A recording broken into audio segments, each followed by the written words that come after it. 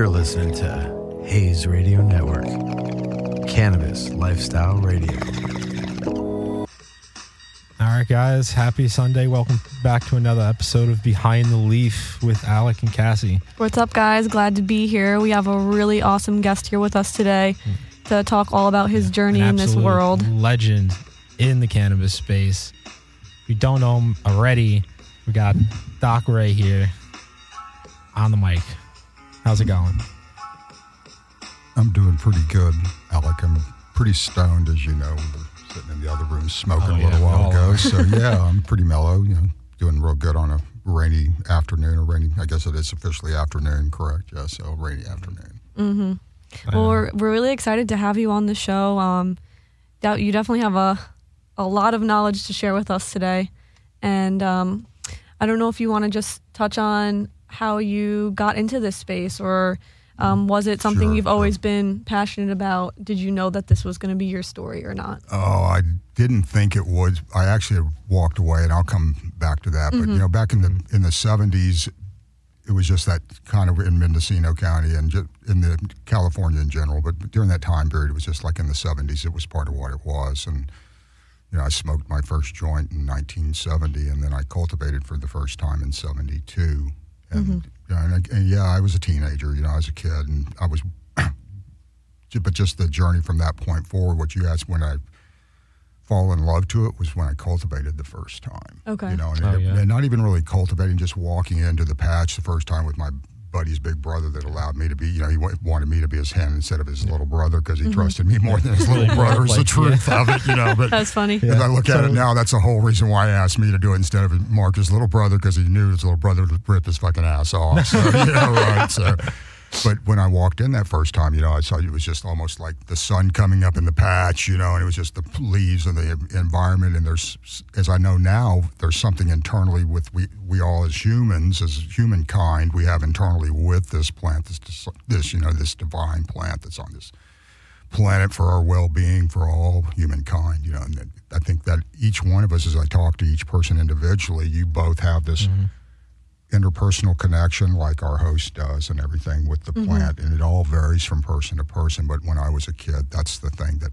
resonated with me, that I didn't understand what it was, but there was it was exciting to be around, and just I liked it from the get-go. So yeah, that's cool. Yeah, I think awesome. Like for me, it's pretty new in my life the last couple of years, so it's been really great learning more about the plant and more about the industry. And I love talking to people who grow, because I think that is really the heart and soul of this whole movement and this whole industry and everything. So I think that's really cool to get that knowledge. We've never grown before, and we've always wanted to try. And I know it's very intense, takes a lot of work, effort, love, all of that. But I think it's really cool to sit down here and talk to someone who has been doing this for such a long time and loves the plant and loves sharing what you love about it so much. I don't know if you want to get into a little bit of your early days in cannabis, or maybe just start at the beginning. Oh, okay. So sure.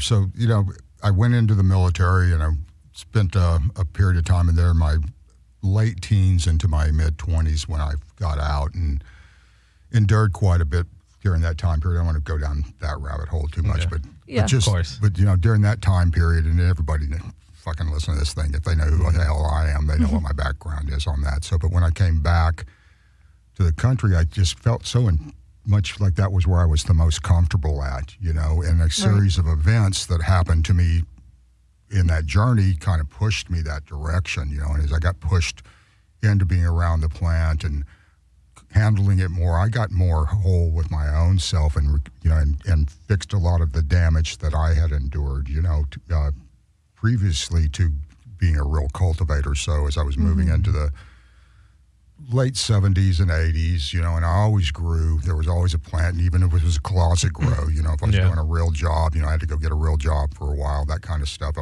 always had a closet grow going, or a little patch. It was always an element of your life. Well, there was always weed going somewhere. That's if great. I got caught, I was in trouble, and I did get caught and got in trouble, in the whole 9 yards. But Oh yeah. As it moved on, like when everything shifted, I just moved from one level to another, trying to like save my own ass in the game, you know, right? Mm-hmm. And it just happens to be, I believe now, because of a series of events that have happened in the last 25 years to me, that I've been specifically picked by Mother Ganja to be her, you know, her spokes voice for the protector of, the one that stands up. And as you guys know, and most people say, step into my space, kids, and see if you're going to argue with my fucking ass over who defends this plant or not. Yeah, 100%. That's where I'm at with it right now. So as you guys know, this old man's done. And we're just, you know, we've endured a lot. We put up with a lot. There's a lot of craft practitioners that are beautiful, beautiful people internally and externally, and also love the plant correctly and process it correctly. So when you don't know what you're doing and you haven't ever been around it, you can feel comfortable with whoever that is on the other side, that they're going to help you understand it correctly, instead of going, what I see now, boy, this really pisses me off too, because I what you guys were talking about, what Andrew and I were talking about a little while ago, you know, there's all these people jumping in this space that don't have any real clue about dosing people correctly and making sure that they administer. Oh, we talk about this so much idea. on this show all the time, and I think it's a big problem.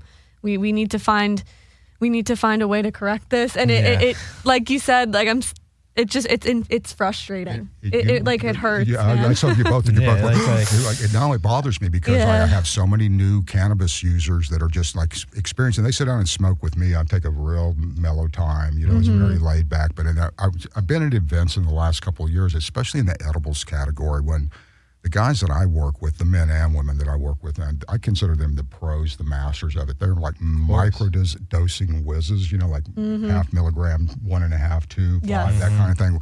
Real light ramping people up. I was at an event in Las Vegas here a couple of seasons ago, and it was an edibles category, and I'm talking to one of the guys, and he goes, I don't know, somewhere between 100 and 150 milligrams on a single bar, right? 100 and 150. And I said, well, what is it, 100 or 150? Oh, I don't really know. How do you not really know? Wait a minute. No. Wrong answer. Was basically, I just realized there's a lot of people, and what you guys, I think what y'all are saying, there's a lot of people are getting hurt because they're not getting the correct information given to them. Especially when it comes to edibles, especially in that format. You can do it with combustibles, but with an edible format specifically, if it isn't dosed correctly, you can really hurt somebody where they're going to have a really bad experience. You know, it's not going to kill them, but they're going to, you know, probably have a near outer body experience. I have, where I literally have been tripping like I was on acid. Wow. And I've done them both, you know, and eating too much and high potency brownies, man, because they taste too damn good. When she looks at you and said, only eat one, you know, and you go eat 3, you know, well, good, all right, you did it yourself then. You're like, I can handle this. Until you can't, and you're like, oh. It's that overconfidence. It's that overconfidence. Yeah. But yeah, I mean, with that, a lot of people have their first experience, be overdosed, have a bad experience like that, and then turn away from it. Because they're like, like this is what it's like. I don't want to do this. But they weren't being dosed correctly, and I don't think they understand. They don't understand it, and it's like the education part of it. I think is important. I think, and literally what I'm doing now. Okay, so I've over the last 50 years now, as everybody's seen me in the last 2 years or so, because they're seeing me speak all over the place and stuff now, and I'm on a much wider footprint. That I've gone from being a cultivator to where I'm the face of the brand, you know. So now I'm working with what I consider the best of the best. There's only a few left, but the ones that are left, there's some serious pros. The upper echelon, top 1% cultivators on the planet are the men and women that I work with now in the Emerald Triangle. There's just not anybody left, you know, because you're done getting into cannabis up in Northern California and thinking, I think I'm going to grow weed. You know, those days are long gone, man. They've been gone for years up there. And if you stepping into it now, you better be prepared to spend some money, because that's what the big guys are doing. And how do I know that? Because I'm talking to the big guys, ladies and gentlemen. That's how I know, okay?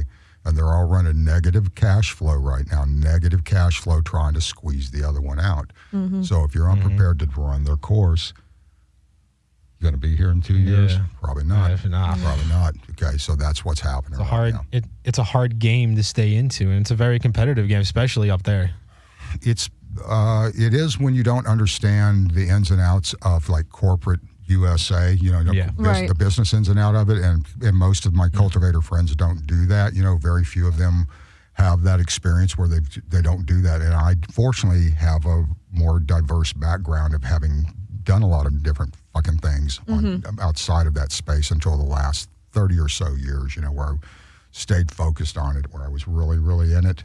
Okay. But that being said, it's like all of a sudden, all this information comes kind of what I said earlier. I think I'm here to be a voice for her and speak correctly and let other people understand that there's a lot of bullshit out there that's being said about how to cure stuff and how to ingest things. And, it doesn't matter how you do this or you do.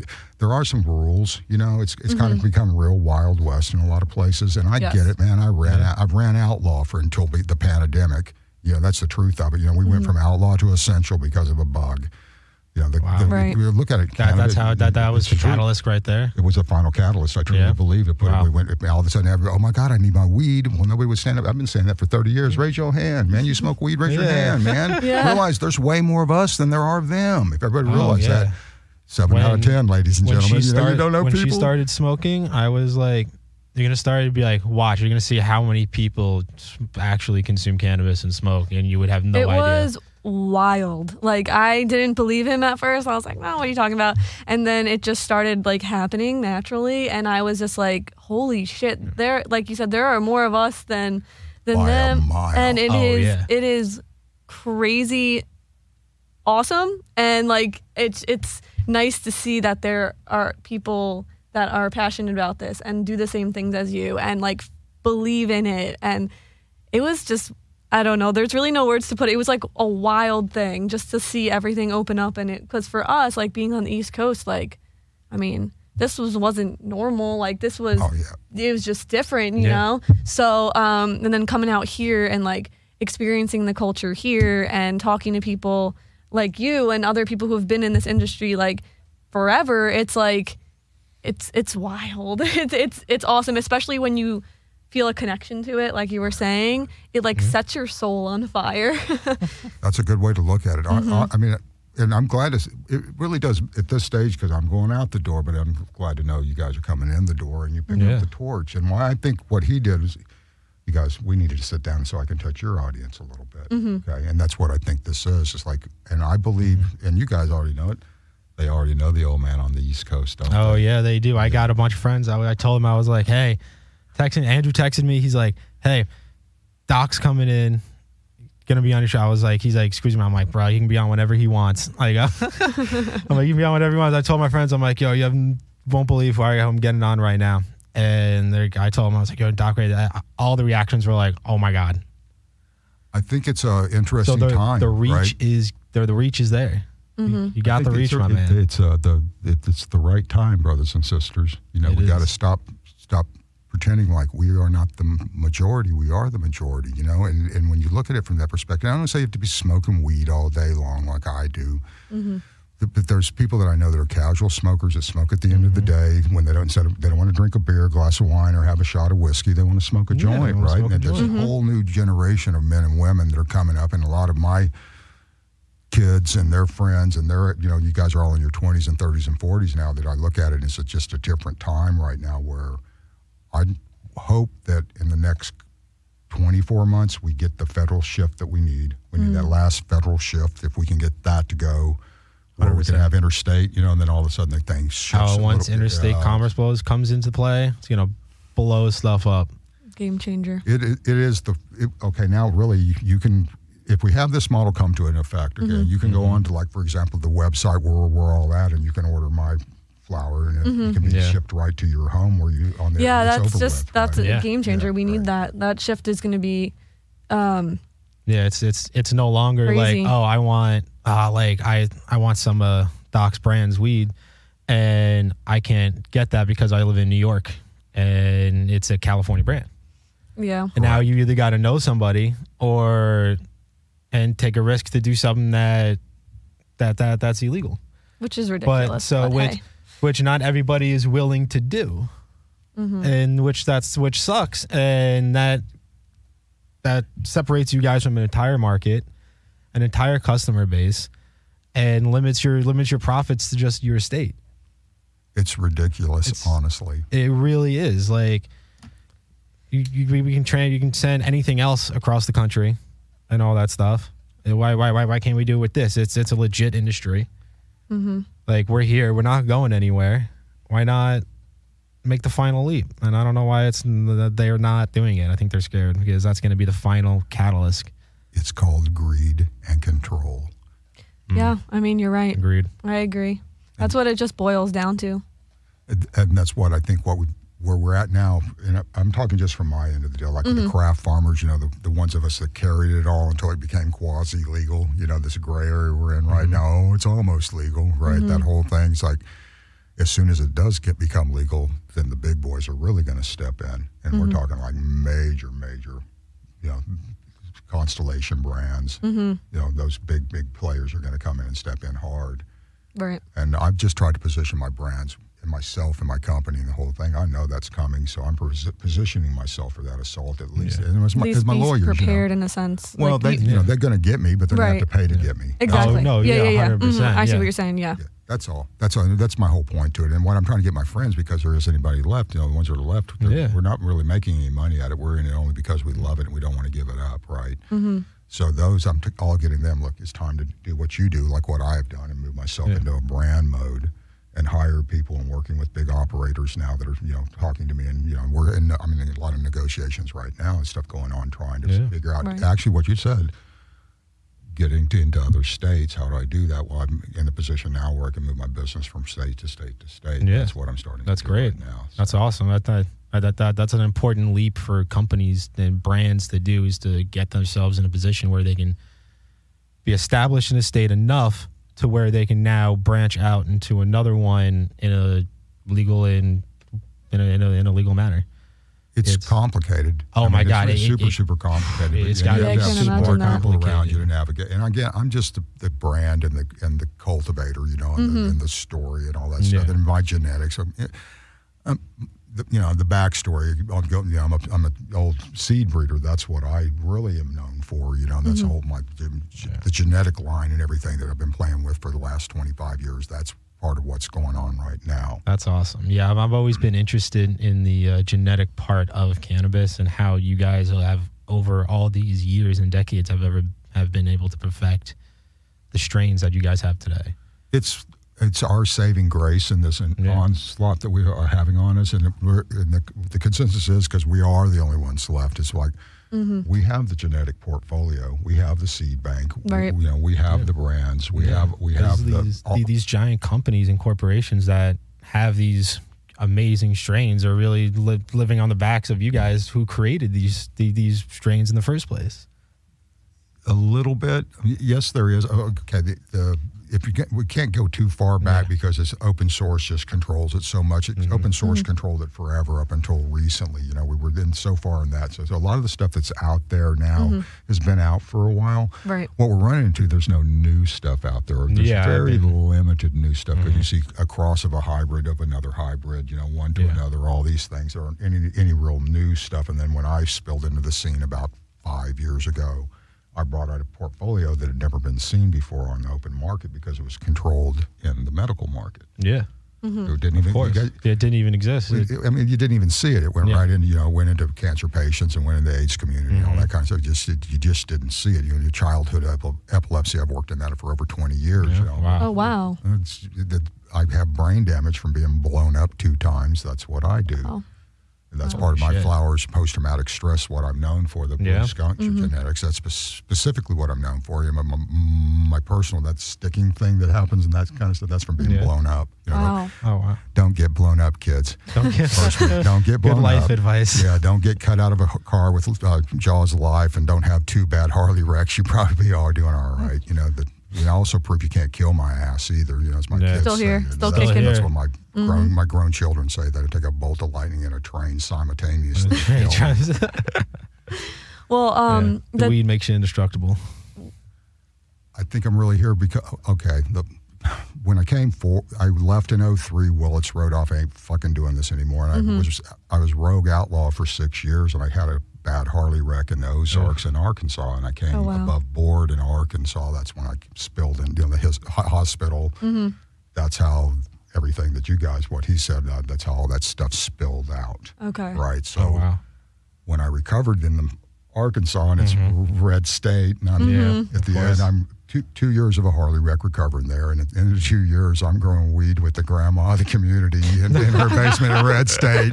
I'm taking my fucking ass back to Emerald Triangle, man. Yeah. You know, so that's like, why I got to get back. You know, so I left. I was there for almost 3 years, and when I left, I came back to Humboldt County, and I retired. I retired up in far northern Humboldt County, right where the ocean meets the redwoods, a little community of Trinidad, just beautiful. south of that. It's gorgeous right there. It's not really cannabis growing territory. It's too cold and too wet, but what it is a bedroom community for a lot of the biggest growers in the whole area. They all live up in that area. There's a lot of indoors up in that area, but long story short, I came out of retirement 6 years ago, or 7 years ago, actually now, with the shift and everything with the adult rec change. Stupid enough to come out of retirement to get an illegal weed. That was the dumbest thing I ever did. Dumbest fucking thing I've ever done. Seriously? Lost more money than I've ever lost in my life trying to stay in the game, and illegal weed is just the dumbest thing I've ever fucking done. So I could have stayed retired and been pretty comfortable. Been pretty, I mean, well, what do you see like the biggest challenges are from being in legal weed to the opposite side of that? For those that make it through, I think the ones that are going to make it through are going to make it through, because there's just, like I was saying, there aren't any amateurs in this anymore. You know, I have the best of the best that are in the game. The people that navigate around me are the top of the end of what they do. I'm considered, you know, a 1%er in the craft, and where everybody around me is, and I really believe that. And it's like, so if this core group navigates through this thing, it's going to change it, but we have to stay the course. And kind of like what I was talking about, what do you do? You know, like what I went from a glass tube and a childproof lid to a box to a plant-based tube, and I dropped Jesus Christ, I can't believe it. I dropped $1.08 out of my fixed cost. Yeah, your cost of goods sold drops significantly now. Even if it's just $1 something, that's still a significant drop over. It's huge when it's over wholesale for $5, brother. I mean, the wholesale's $5. They ain't like I'm saving $1 on a $100 transaction. You know, we're talking about a $5 pre-roll. You know, it's wholesale that the retailer's paying $10 for. That's what I'm talking about. That's really where the point is. You know, we're talking a retail consumer on the end. They're going out the door at the $12 to $15 range with all the ridiculous taxes at 40% that they put on top. Don't even get me started on the taxes. Jesus, like nowadays, it's hard to even walk out of a dispensary spending almost less than like $50 to $100 just because of the taxes on an eighth, right? On an eighth, packaged. And that's kind of what, and we realize that. So that's what we're up against. Okay. Yeah, that's literally what we're up against. And so what's happened over the last 36 months is because okay, why am I still in it? I'm better than they are. My methodology is better than theirs is. My cost per production is kicking their ass by about $60 a pound where they are, and they're trying to get under $200 per pound. And the big boy's telling me he's at 189 and I'm at 130. I'm kicking your ass, man. On scale. Oh, 100%. Now they want my SOP. How'd you do that? Okay, here's the crazy part. These guys, they make me look like an amateur. I got the guy that just destroyed everybody at the Emerald Cup. He's freaking Korean natural farming. J-Dom, man, he doesn't even use anything. He spent $200 on 600 pounds of weed. Holy shit. Yeah. Exactly. Wow. Okay, so when you look at it from that perspective, I know what I'm talking about. Buddy, I need you to come with me and sit down at this table and hear these guys tell you what they spend. Right. Okay? That's where SOP, genetics, brands is going to, seeds, that's who are going to survive. The flower guys. Makes sense. It's too hard. I mean, honestly, there isn't any money in it when you're at under a $200 pound production cost. I mean, if you're under if you're under that, I mean, what you're saying, there's really no money in that. I mean, like, at what point do you think like it would be worth it for these guys? I think, where I was until this year, and the market crushed it. I had a program where I was able to pay the farmers around $1,000 a pound in a market that was paying $300 to $400 a pound. Yeah. But the market crushed it so bad that I couldn't keep it afloat anymore. Yeah, like it's almost impossible to keep those prices. Unless the consumers engage, you can't do it, and that's what shifted from 215 to 64. That's what the shift was at. It's like literally in 215. That was the medical market.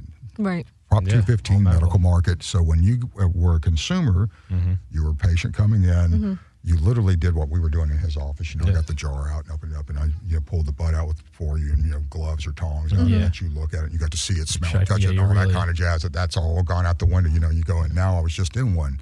Mylar bags everywhere. Yep. You know, Yeah, little we were boxes just talking Don't about touch that. it. Yeah, don't touch it. Just smell, look. Yeah. And if you want to smell it, they go down underneath, pull a little jar out of it. You know, and I'm literally, like I said earlier, I was seeing stuff that that would never be my smell. I mean, come on, man, this is my personal smell. Look at the size of the freaking buds. You know, Yeah. They're literally putting stuff in there that's like your little fingernail, and that's what their display is. Yeah, the It's little like mugs. Yeah, that's what the it's ridiculous. And sometimes the displays. I remember I went in once. I was like, damn, that display looks really brown. Like, what the hell is that? And they're like, oh yeah, we probably haven't changed that out in like a few weeks.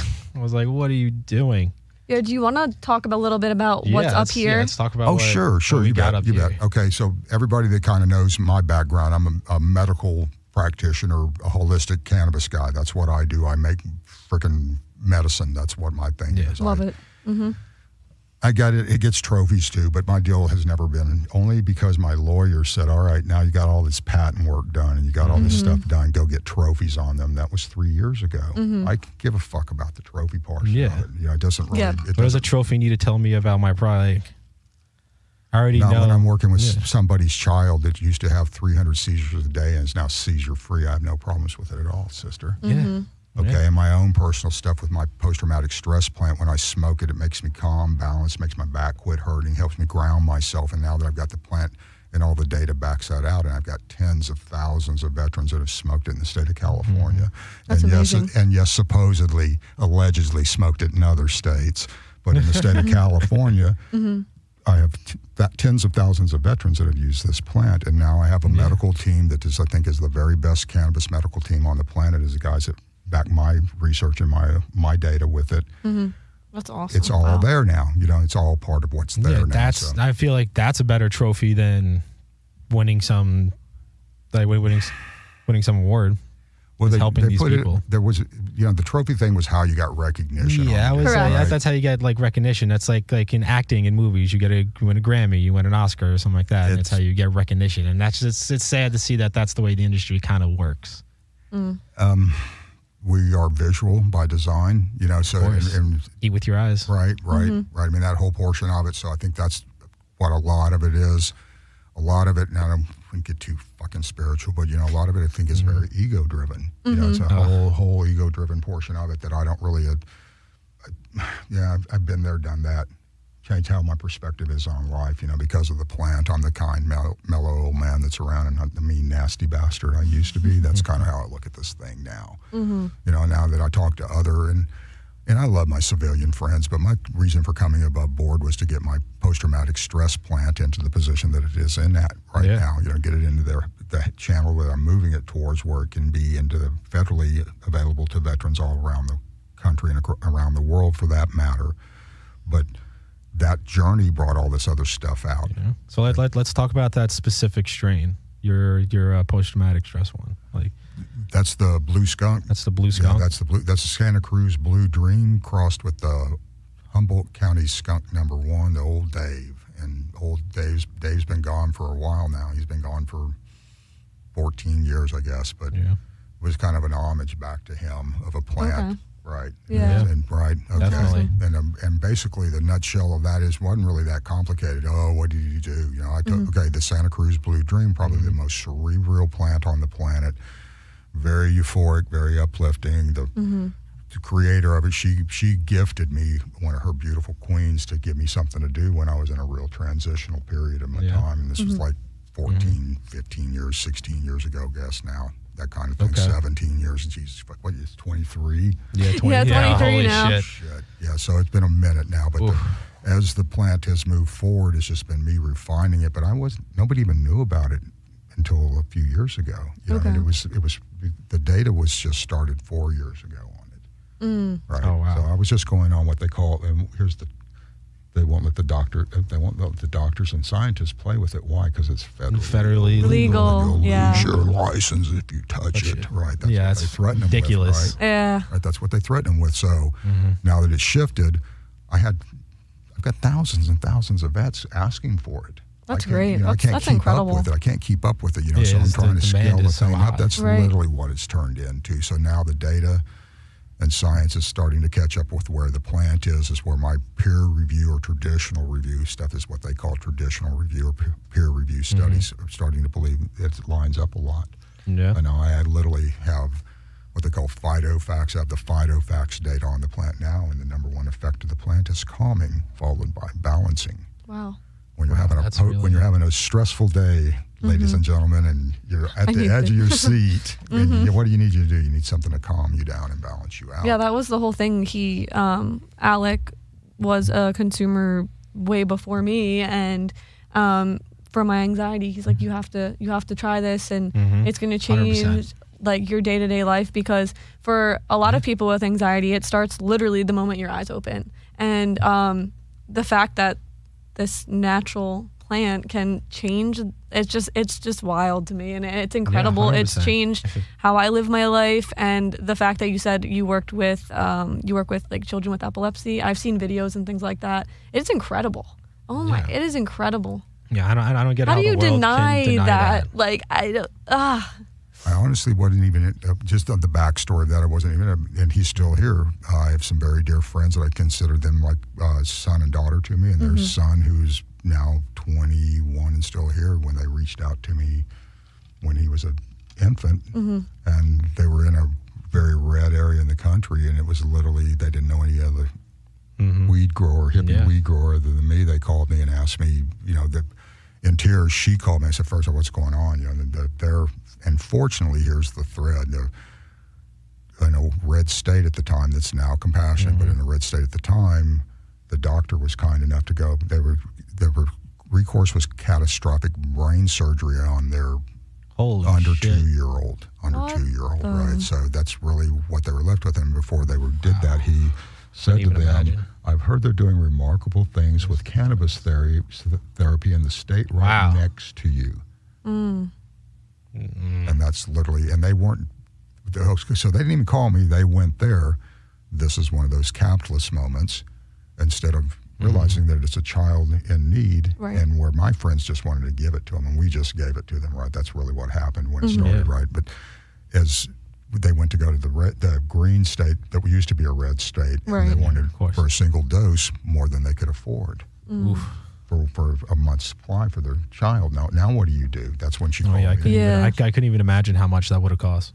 And I can't imagine, it was like, stupid. It was like $600, but but we're also talking 20 years ago. Now they're like a ton of money, but it's still like $600 when you're just getting by is a lot of damn money. It's like like to put a price that high on something like that. Something that I sent them immediately my old hippie version of what I do that wasn't even like full strength CBD rich genetics. It was just stuff that I had that I used for my own self, here, just try this. Try it, And I reached out to some friends of mine that are up in Southern Oregon that are like CBD masters. They're just mastered the craft of producing high quality cannabis. It's full effect, full spectrum CBD rich flowers, and I work with that all. That's what all this stuff is all mixed with now. These little 3 jars here. That's all brand new stuff. That's true 1-to-1, 1-to-3 stuff that I'm playing with. But oh, really? And we can talk about that in a second. But that kind of started that journey with me going into it, and now literally when the state went green, and it's been green for probably 4 years now, right? Okay. We were back channeling it the way shipping it the way we always did to get it to people, right? We did what we had to do to get it to them. Yeah. My friends didn't even want a charger. I had to literally sit down and go, look, man, you guys, you got to put some value on this. The amber glass, it came up to a very reasonable, very, very inexpensive, $40, something like that for a month's supply for their child. It was like it was very reasonable for everybody, but to put some value on that's what I'm saying. The craft community is so used to just giving it. Yeah, it's such the cannabis community in general is such a giving community. Like, at least from what we've experienced so far. Yeah, I mean, there's always, you're always gonna find your people or run into someone that isn't the best. But I feel like the overwhelming majority are giving and also willing to be mentors and share what they have, and I think that's like important and exciting. I love that part of it, the community. I'll put some definer on the mentor thing, ladies and gentlemen. If they start with, I've been in cannabis and it starts with 20 anything, tell them to shut the hell up. Okay, find somebody that started in the 19-somethings, even if it's 1999, I'm going to listen to them first, okay? Because I've been in it for 10 years and you call yourself a grow master, please. Right. And I see so many like I said, there's so many insultive things that they just arbitrarily make statements and do stuff that's like completely not true and endangers people, are these self-inflated titles on stuff. You know, how long have you been in the game? I've gotten the game in 2013. Oh, come on, man. Yeah. Right. I get you've been in it a decade. You know, but the kid that's doing pre-rolls have been in it longer than you have. You know, to call yourself like you're in charge of something it's pretty insultive to a community that paid with blood, sweat, and tears and sacrifice I agree. and prison time and loss of houses, homes, and loss of all their possessions. I mean, honestly, if you've never been raided before and literally going through your home and you're hog-tied in the ground and kick dirt in your face and your kids are standing there and their baby's crying, you know, and they're going through your wife's underwear drawer and throwing her stuff all across the house laughing, and then take a blowtorch to the top of your safe, guys. Take a blowtorch to your safe and cut the top of it out so they can get inside the damn thing. Okay? That's the reality. It's no joke. Yeah, that's the reality. I've like in a lot of these, that's why I say, like I've said before, a lot of people out there in the cannabis industry and just consumers now that are new ones, they will never understand what people went through back in the day. Like the privilege they have that they never have to experience that.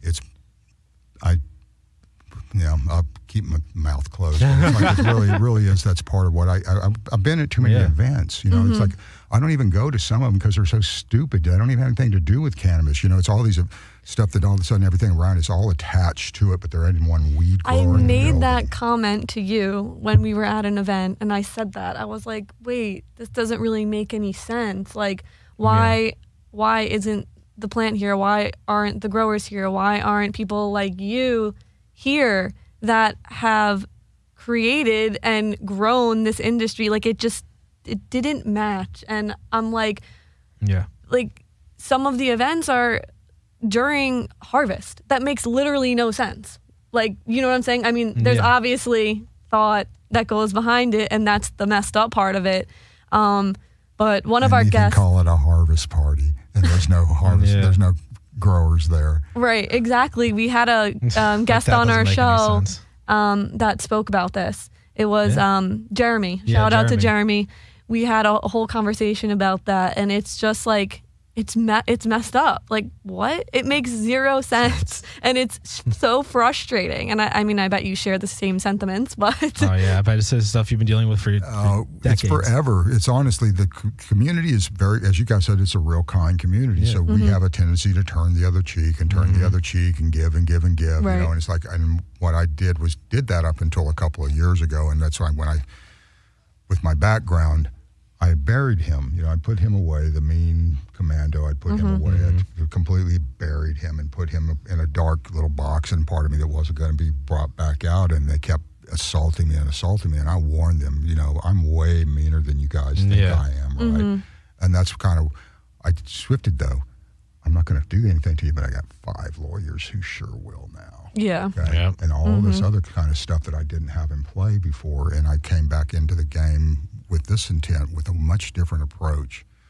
You know, why did I put patents on it? Because I've been ripped off before, and I'm not going to have my plant that's going to be probably one of the first plants for post-traumatic stress in the country get ripped off. Exactly. Yeah. Why? Yeah. You've put blood, sweat, and tears into this, an entire life, basically. It's been a minute. You know, it's really been a minute. It's been like 17 years that I've been tinkering with her. And it's a long time. Really refined her over the last 10 years, really put a lot of energy. These two specifically refined them very much to where they are right now. So is the other jar that's the black apple kush. Yeah, is the that one that specifically designed for anything as well, like PTSD? The same kind of mindset as the first one was, a little bit different intent. This is the plant that I created post Harley wreck, the last one that I worked on really, and that's kind of like saving my own ass. And what I was, one more time, some assholes in another country trying to claim name to a strain that we created in Mendocino County. Literally the time I had my Harley wreck, literally the same year that happened, I found out about it a couple years later, and I had the original pineapple genetics and then the source, the blackberry kush plant out of Humboldt County, and that's a Mendocino pineapple with the Humboldt blackberry kush, kind of an homage to my old past with my new starting there in Humboldt. And I worked on it for it's 10 years old now.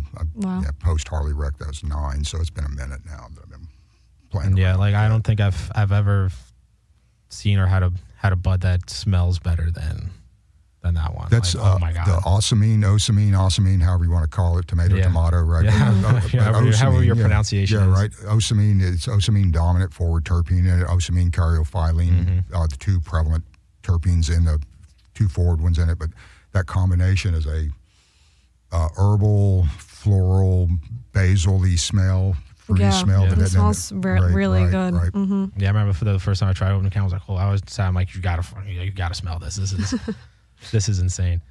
Yeah, I mean, it's great to see where these strains have come from being such like underground things.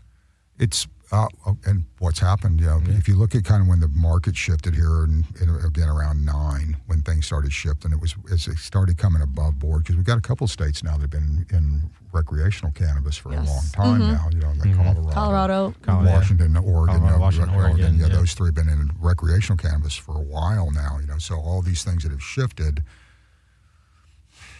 I guess a lot of people. Because I'm around them, I'm around so many of them because I work in the breeders and growers circles so much more so than this is now. Now I'm taking this role on here as well over the last couple of years. But before it was always about moving genetics forward, and helping people get strains and things like what they were looking for. It's like it's just shifted so much It's like there's such a. I think what we're talking about, there's such a lack of education. Yes. There is. I think that's what it is. I think like what we were talking about before, that first contact in the dispensary for somebody is one of the most important contacts there is. Because that bud tender is, like we said, like, you kind of just like take the jar out. You want to like take from underneath, you smell it. That jar is probably like a weaker, almost like a week old maybe. And they have really not little education, and the education they do have is towards pushing a higher sales price and not necessarily what's best for the consumer. Correct. Yeah, definitely. And also, I think you mentioned it with the like high THC counts, and then forgetting about everything else, all the other cannabinoids that are super important.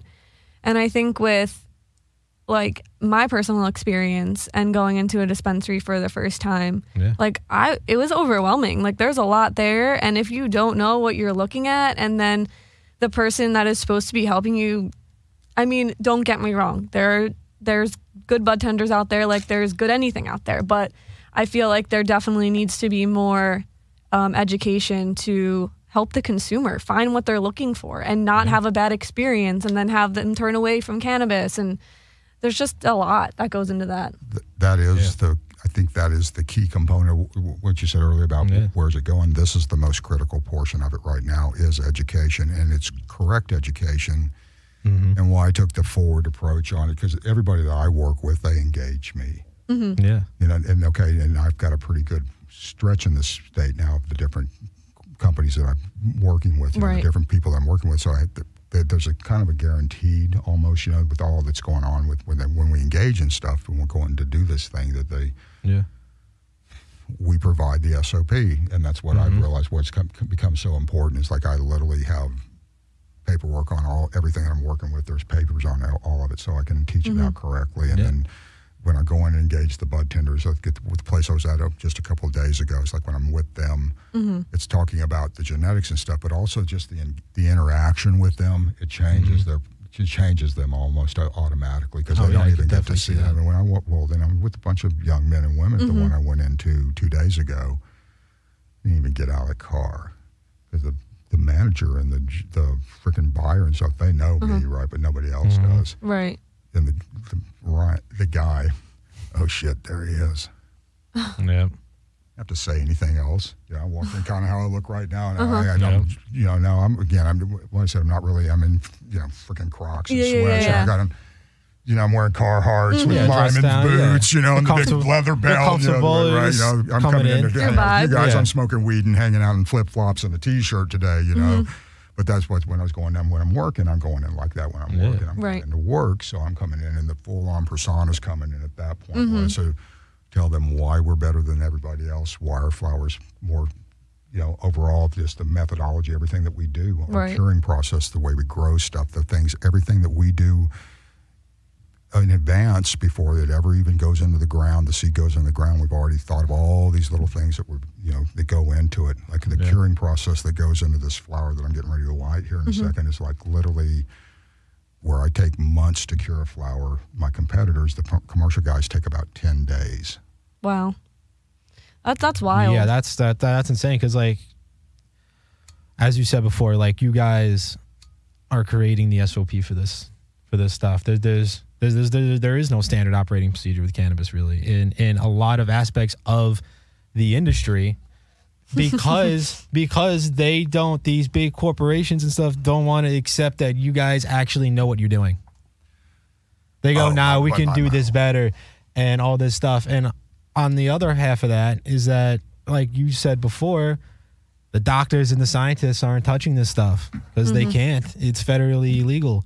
So how are we supposed to correctly know how to dosage people if we can't have actual medical studies on this? So the next thing we can do is go to people like you in the industry. Actually, that's the funniest thing. They're asking the old outlaw hippie pot grower, biker guy what are the rules, man? Because they're the only one with enough experience to know what they're doing. Well, we are working on it. I mean, like what I'm just lit, this is a 3/4 gram pre-roll of flower, so I'm smoking my blue skunk for my PTSD because I'm on the radio right now, so I'm calming myself the fuck down, right? Yeah. So, Makes but sense. this is a 3/4 gram pre-roll, so as I'm doing that, I'm already trying to figure out what the meter dose is, and what I already know is this is too big, for a single dose. I'm thinking the 1/2 gram of this is probably about the right size because it's a good 3, 4, 5 good puffs off the thing, and then you put it out.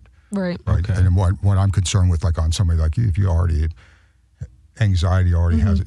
If you smoke something that's too limonene forward or too sativa forward, and you smoke too much of it, it gets you ampy, and all of a sudden you're peeking out the blinds and looking around. Oh yeah. I've like definitely that. been there. Like in the beginning. I mean, I know you, Alec, are more into like the sativas, but for me, it's like just no.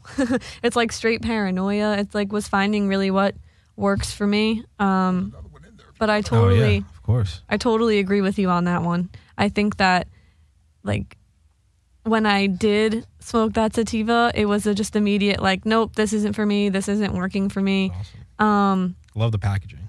Oh yeah, that Absolutely is cool. do. Is that the Veterans Choice? That's my Veterans Choice VCC, Blue the Skunk. Veterans Choice Blue Skunk, the one got my logo on the front of it with red, these white, are and blue. new packaging, right? This is all new, revamped, All new redone, stuff. the whole New deal from the old. packaging. We couldn't do. Nobody wants to pay the extra $2 for the box, so we had to get competitive, and that's really what it is. But that is a plant-based tube, so it does biodegrade. Okay. Biodegrade over time, and it also has a single label on it. So we've really slimmed it way down to get lean and mean on it, and out the door. I'm really competitive with that now at a wholesale price where I can where we can at least survive. Right. And that breaks my heart. I wish there was still a market where, and we talked on a little bit where the shift was from $2.15. 80% of the consumers would buy that out of a box with a tube because they understood that's a child-proof lid with a 100% recycled glass tube with sustainable packaging, sustainable ink, the whole 9 yards.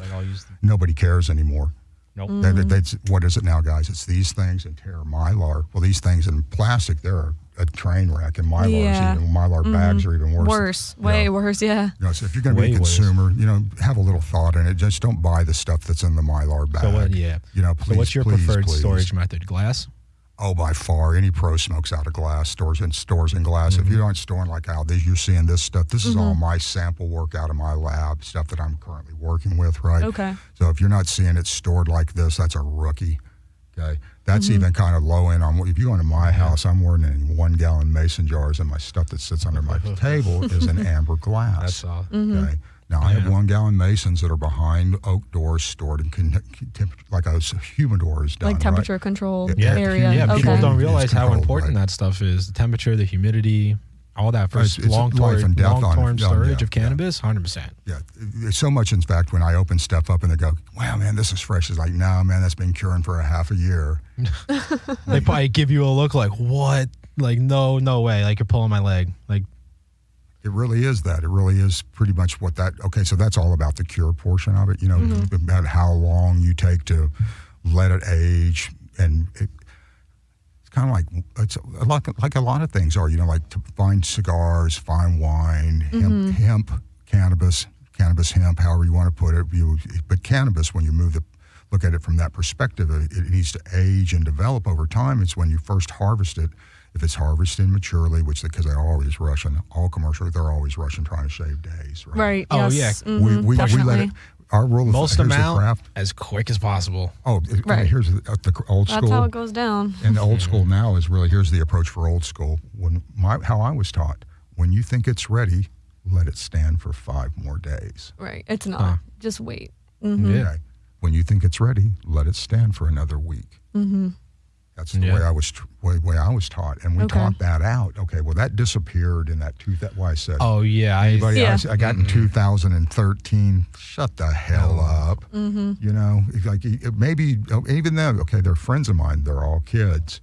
Right. They got in the early 2000s, but they're all kids. And like they said, when that old man walks in the room, we shut the hell up. Okay? Yeah. You shut up and you start taking notes.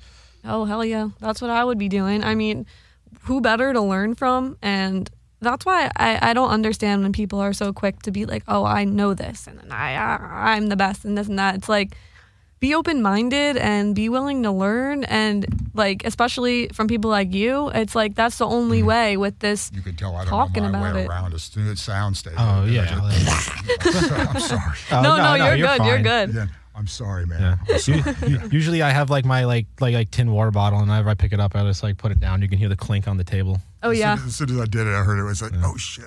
Oh nah. Anyway, I'm sorry. It's just No, you're all good. You're good. And this isn't my world. Why I defer to our host. And I didn't know you guys until a little while ago. You know, it's like I defer to him. I say, hey man, I want you to do this. Are you down here? Yeah, man. I'm all right. Let's do this. All right. Mm-hmm.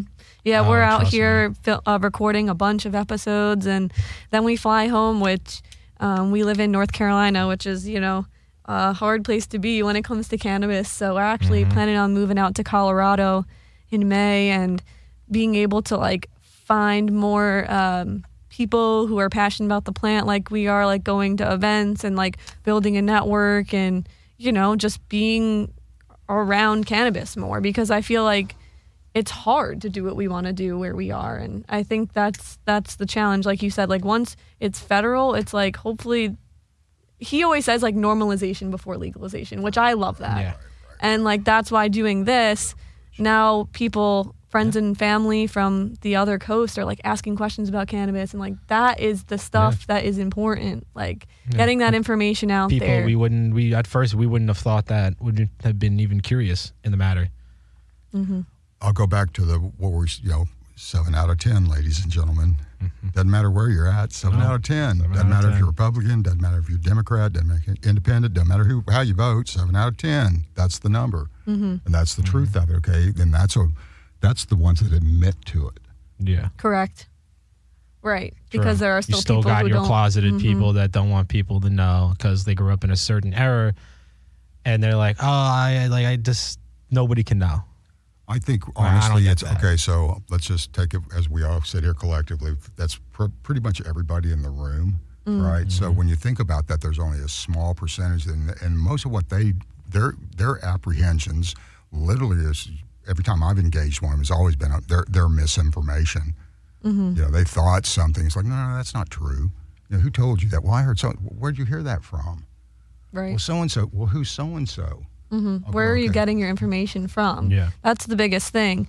And I think that like doing the podcast and like talking to people like you and like getting the truth out there is really important, because people are very quick to just believe these things that they hear, or it's even generational. Like I you feel had like said, it is. that's a big part of it. Definitely. Like right now, it's this learning all this disinformation and false information that we've been fed about cannabis for all these years. Unlearning and then relearning. And now yes, replacing that with definitely. the actual facts and all that. But it's sad because people want to hear facts don't think anything's true unless it comes from a scientist or a news outlet and all that. Because when they want to they go, oh, like, how does like someone like you really know that that's what this does or whatever? Like, you're not a scientist, whatever, but experience is more important than any of that. And without all these studies, for it being federally illegal, and we can't do these studies, they're asking for things that are impossible. It seems to be the standard operational procedure over and over again because we just had it happen with the Congress and Senate, whatever the thing went forward and it got shot down. It's like nothing's changed, and it's greed and control. One more time, it's corruption and control. That's what it's all about. It's been based in so many false. It was started in falseness in 1930 by a couple of knuckleheads that aren't even on the planet anymore, and it had nothing to do with cannabis. Honestly, it's just where it competed, where his core industries were. That's what it all has to go back to. If you really look back at the industrial application on hemp on an international scale, on a global scale, is massive. And why they don't want it is exactly that. That's what the control part is. They don't understand. Mother Ganja's going to kick your ass when she gets free. She's coming for you. It's coming, kids. Mother's pissed, too. Y'all don't get it. Mom's mad, man. And I know she's mad. I think that's why I'm still alive, sis, honestly. We've been neglecting her I woke up in the long. hospital in 09, and I still hear I was a mad motherfucker. Mad, boy. Why am I still fucking here, God damn it, I woke up. Well, and so I've seen this assault for... 11 years coming on with the industry, and then you look at what happened with 215. It was pretty good industry. Instead of following what we were doing, instead of following what we had laid a model out where it was a very comfortable, profitable business model, and they tried to crush it and push everybody out. I'll just race you out, and now I'm talking to them. They're literally hemorrhaging millions of dollars a month. 100%. It's like they're just bleeding money right now to try and push the other big guys out, and it's like, I don't know how they're going to survive unless people support them, unless people really start. After a while, it does not become a sustainable model. You have to look at the label. You can't just take what the bud tender hands you and ask, you got to look and see where it came from. That is a consumer. What can they do? They got to support mom. They got to go and search them out and go, do you have any independent cannabis brands in your house? And if they don't, then maybe you need to consider where you're buying your flower from, And I'm not saying, because they can't say it's price anymore. Why? Because you can buy my 2-pack economy pre-roll of what you and I are smoking. Only takes about, look where I let it go out. Yeah. Right? Same. You feel me, big guy? It's too big, right? I mean, this is... to take a couple puffs to take the head off, right? Yeah. Okay, but... Yeah, it's been a long time since I've had some blue skunk from Andrew, and oh my God, like, this favorite. Yeah, and that's all I'm saying, okay? Yeah, so and like, you can really, like, it's not like other... cannabis that you buy in the dispensaries and you get that like really heady high for real quick and then it's out the window. This is 2 to 3 hours or more. I've had friends tell me 4. Maybe it's because they haven't smoked it before. For me, it's a couple of hours. I'm going on my own usage, and I'm going to, because you're a pro smoker. It's 2 to 3 hours. You have a nice, comfortable head. Oh yeah. My point is that the 3/4 gram joint will last you most of the damn day. Just by yourself. Sometimes you're sitting on some stuff you bought for like 35% THC and stuff. I'm weak. I'm wondering. I'm really wondering, seeing how, because I've let mine go out because I'm like, whoa, right? And like, seeing if he's going to keep going or not. It's really. I'm still doing R&D, man, and you let it go out also. Okay. Yeah, definitely. And I hate when you buy a pre-roll and all that stuff, and you're sitting there and you're puffing on it, or even some bud you bought and you rolled up, and you're just like, you feel like, when is this going to actually hit me or kick in? And you just spent $60 on it. On the inside, you just spent $60 on it in the dispensary, and you're getting screwed. But we're getting the red light here. Is it time to get the hell out? So it's time to get the hell out. All right. But Doc, it has been great having you. Thank you for gracing us with your presence today. I'm excited. I was so stoked to have you on here. Go look for the brand. Want to shout it out? I mean, anything you can find in the Humboldt Alchemy Group lineup, that's going to be myself, Hogwash Farms, Ridgeline, Huckleberry, Savage, Sohum, Royal. There's a bunch of really, really great brands that you'll find us all like in plant-based tubes in our pre-rolls, Mylar bags, unfortunately, in 8s and different sizes like that. But you'll be able to find that all coming out right now. But if you're in California, you can find them up and down the coast. Pretty much a lot of places are being carried right now, but you can find them pretty much anywhere in the Element 7 chain, the Pharmacy Pottery Group chains. That's that group there. I'm getting ready to go talk to the guys over in Arizona. If you work with Arizona folks, I'll be coming over there like here in a couple of weeks and talking to folks over there. So we're putting the brand across the country right now. That's awesome. That's awesome. Look out for that, definitely. Keep an eye out. Check us out at Behind the Leaf Pod on Instagram. Thank you for joining us again. Thanks for listening, guys. Thanks for listening. Stay happy, healthy, and high out there, and see you next time.